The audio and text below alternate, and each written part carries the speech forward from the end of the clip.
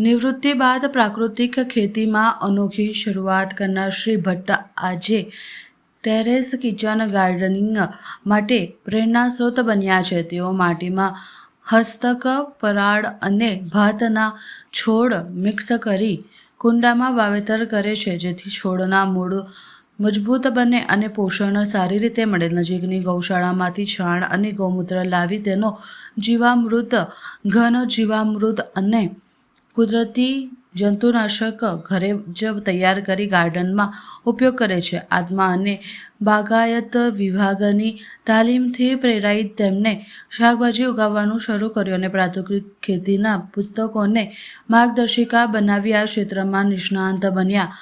રસોડાના ભીના કચરાથી કોમ્પોસ્ટ અને તામ્ર છાશ તૈયાર કરી ઉત્પાદન ખર્ચ ઘટાડ્યો છે.